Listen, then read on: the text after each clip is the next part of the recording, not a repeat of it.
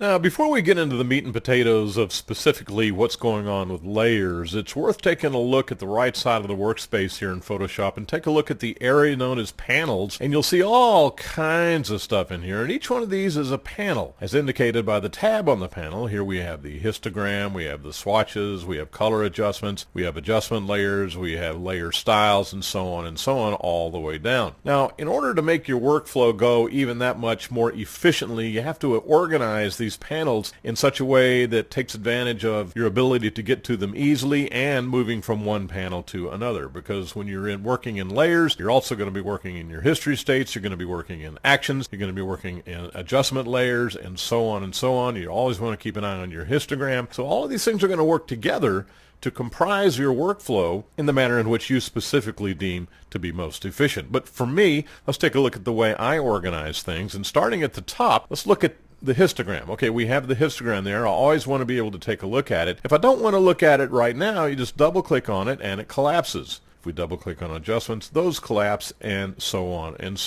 Now, what you can also do is that you can drag and drop the location of these tabs anywhere within the group. So for instance, if I want the histogram to say be on top at all times, then I'll just leave it here. However, I very rarely use these swatches and color areas. So what I'm going to do is come over here and I'm going to say close, or I can say close the tab group. I'm going to go ahead and say close the tab group because I want both of those tabs to kind of go away. I just don't use them that much. Now, what's a tab group? Well, a tab group is layers, history, and actions. That's one tab group that I have put together. Here's another tab group, which is adjustment layers tab and layer styles tab. Now, I don't use the layer style tab hardly ever, so I'm just going to close that one tab and leave it the way it is. Now I use history, I use layers, and I use actions almost every time I come into Photoshop, so those will stay just like they are. Now, adjustment layers I don't use very much at all, and I know I'm probably in the minority, and we can go through the reasons for that later. Let's just leave it the way it is now, so I'm going to go ahead and just collapse that. There is a scenario in which I might use one, so I'll just keep it where it is for the moment. In fact, if I want to move this from this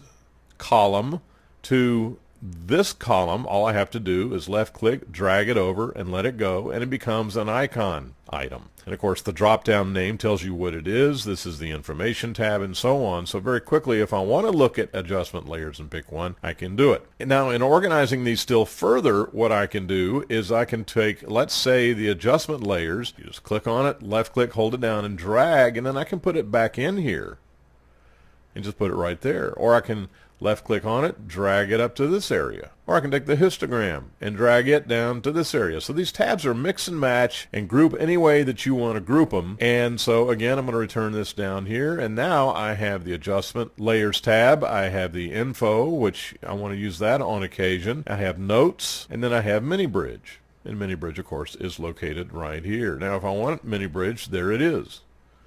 Now, main bridge is not open for the moment, so mini bridge is not going to work, but you get the idea. So in organizing all of these, everything is adjusted the way I like it. I have 65 history states recorded on my history tab, and of course layers speaks for itself. And the reason I want this kind of grouped together is because when I work in layers, I'm also going to be working in history states, which means I'm going to go back in time to a step in processing an image that I might want to go back to or advance from. Whatever the case may be.